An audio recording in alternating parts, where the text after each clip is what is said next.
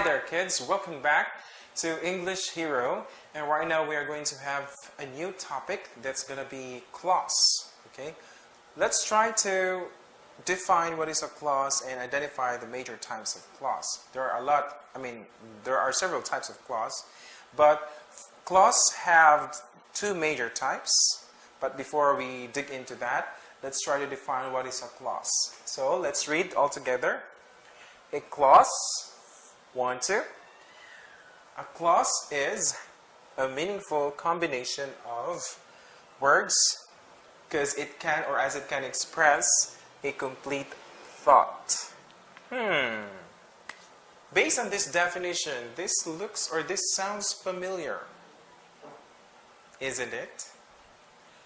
Yes, it is. It's somewhat like a sentence because we all know a sentence it does express a complete thought, and it also has a subject and a predicate. Now, what is the difference of a sentence and a clause then? Let's try to discover what's the difference of the clause and sentence. But with this example here, these are examples of a simple clause. Okay?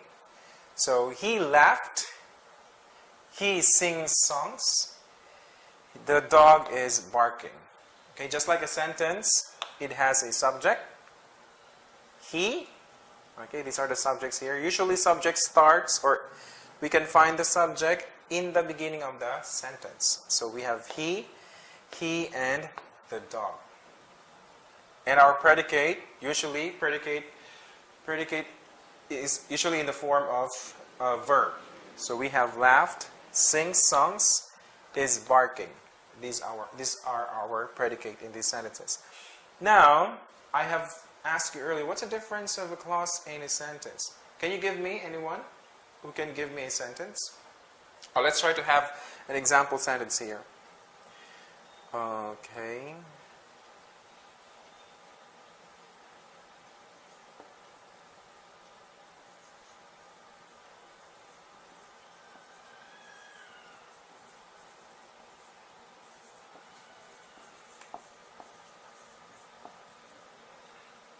Okay, so this is an example of a simple sentence because it has a subject and a predicate. Now we have I here as our subject.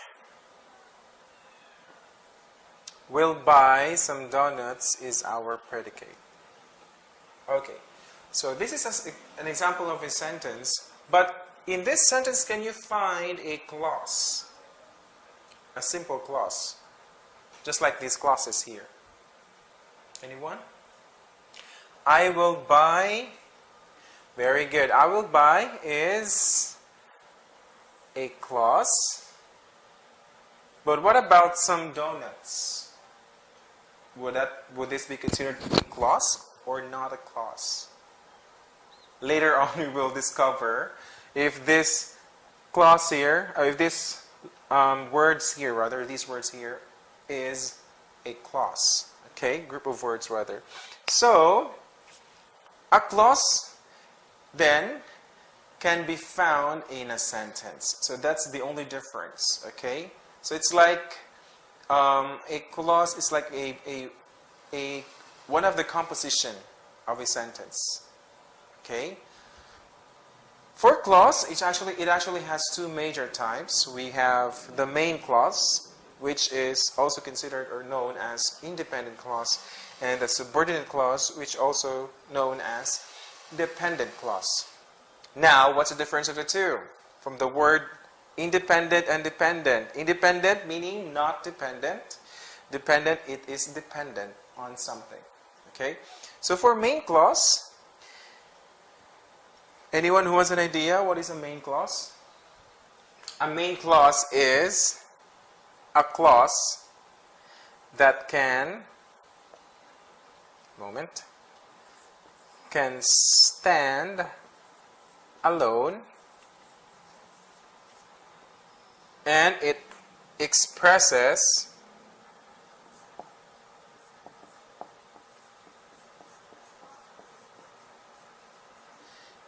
a complete thought.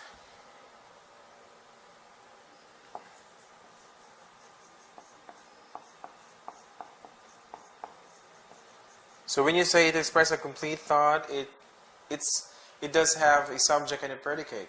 You would understand the meaning of the sentence or a clause because there's an action and there's the doer of the action. There's this someone being talked about in the sentence. Okay?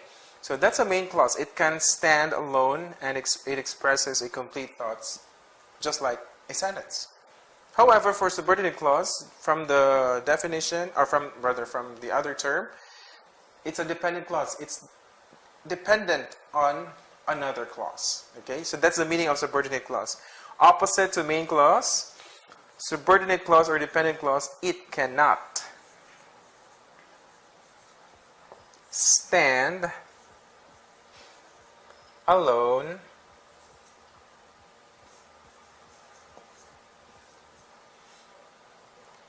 and it doesn't express a complete thought.